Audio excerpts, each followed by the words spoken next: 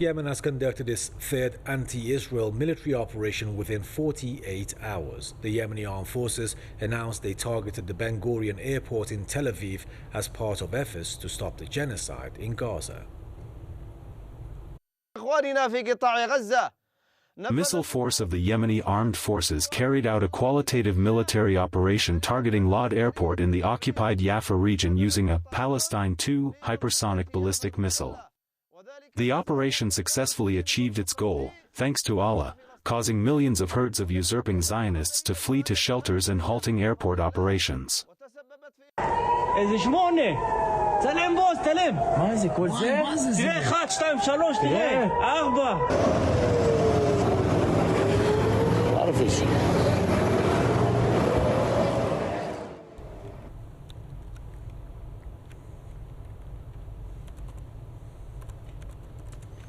Yahya Saree, the spokesman for the Yemeni military, called on Arab and Muslim nations to support Gaza, warning that Israel will not stop at Gaza. He emphasized that collective responsibility to defend Palestinian rights, stating if Israel succeeds in Gaza, this aggression will expand beyond Gaza. Earlier, Israeli forces claimed the interception of a Yemeni missile after air raid sirens sounded across the occupied territories. Ben-Gurion Airport temporarily suspended its operations. Yemen says it will continue to target Israeli-linked ships and military sites until the genocide in Gaza is ended and the siege is lifted.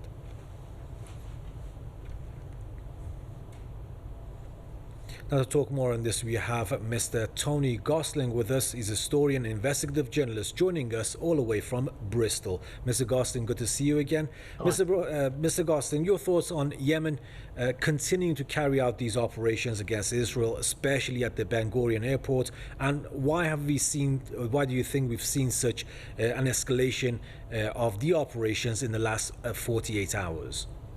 Well, it's difficult. I don't personally know why these have been specifically happening.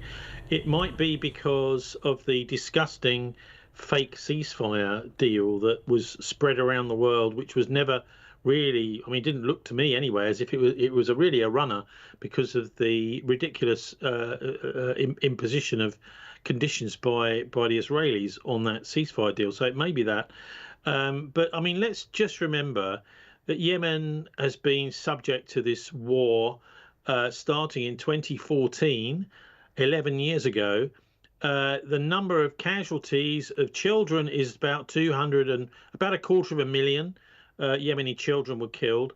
The residents reported in The Guardian this week as saying there's nothing left to bomb in Yemen.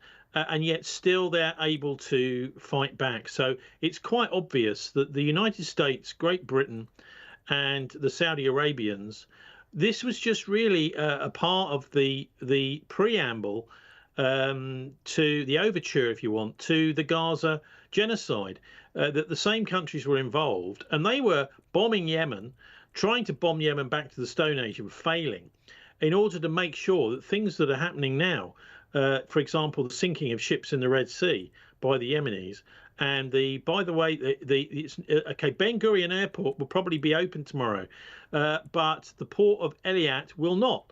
The Israelis have announced they're going to have to shut that permanently due to these strikes on the ships, and I'm afraid that this is the way that the Israelis will be slowed down.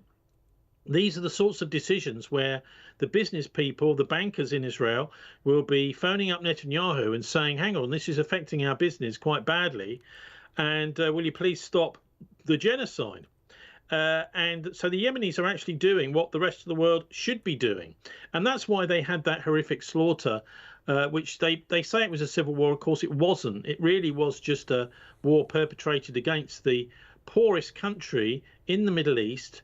Many UNESCO World Heritage Sites, some even say the Garden of Eden was in Yemen, were bombed to smithereens and by the vandalous United States, Great Britain and Saudi Arabia at the time. So they were just trying to shut up the Yemenis, who are now showing the amazing mettle that they're worth, and they are actually making life very difficult. Don't forget the cholera, by the way, which was spread all over Yemen, possibly deliberately, and the biggest outbreak that we've ever seen in the modern world of cholera.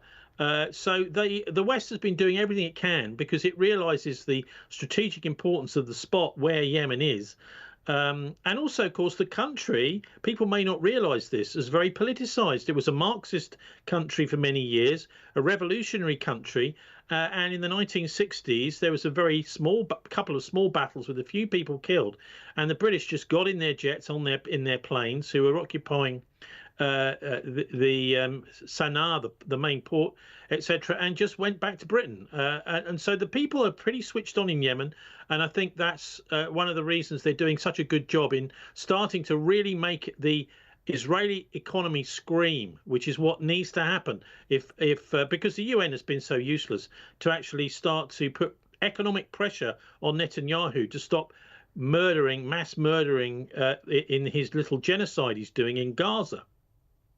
That's right, Mr. Gosling. Mr. Gosling, Yemen called on the Arab and Muslim nations to support Gaza, warning that Israel will not stop at Gaza. So how true is that statement, in that some Arab and Muslim countries staying silent, in some cases even helping the Israeli regime, and that it will not stop at Gaza, and it will come for the very same countries that have been remaining silent?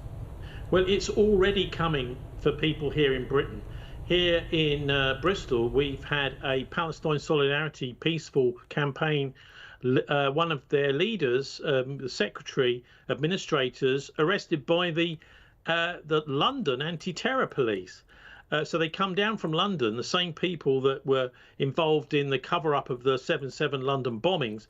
They have come down to Bristol and arrested one of the organisers of the peaceful Palestine Solidarity campaign. Now, I've no idea whether this guy has been involved in anything, but the fact of the matter is they're trying to destroy the civil society movements here in the UK as well as elsewhere. And remember, President Herzog of Israel has stated as a fact, and he's very chummy and friendly with people like Keir Starmer, all these various foreign leaders from the West, always giving big hugs, etc. Herzog has said there's no non-combatants in Gaza. Well, what is he talking about?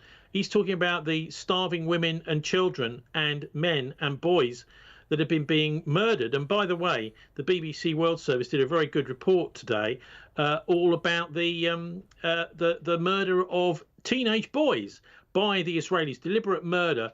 And every day, apparently, they are targeting a different part of their body, like it might be a headshot day, it might be a abdomen day, it might be a testicle day. That was even said by the doctor. He's getting loads of casualties with their testicles being shot by the IDF. And this is the sorts of leaders like Mr. Herzog, the president, that the West is cozying up to. I think it's also worth noting one of our MPs, a Conservative MP, Danny Kruger, in the House of Commons this week, gave a 10-minute speech all about how Britain is losing its moral way. And he called for a revival of the Christian faith in Britain, because he's saying there isn't hardly any of it left and it's in a terrible mess. And I think that call needs to go out across the country, because definitely Britain has lost its way by becoming a kind of secular country and losing its Christian roots from hundreds of years ago, even way back to King Alfred, with Keir Starmer being actually the first leader, and many would say King Charles as well, who owe no allegiance to the Christian faith. Starmer is an avowed atheist, the first prime minister we've had who's an avowed atheist for hundreds of years, if not back to about the 7th century. Okay, so he's saying come back to Christianity and Britain can start holding its head proud in the world again. So well done, Danny Kruger. So these are the people who in Britain are sending out the right message, as we do. And never forget, the vast majority of the British people are 100% behind the Palestinians. It's just people are wondering, what can we do to stop the genocide? And the Yemenis are doing things. There you have it, as always, Mr. Tony Gosling, historian and investigative journalist, joining all the way from Bristol. Mr. Gosling, thank you for your time, sir, as always.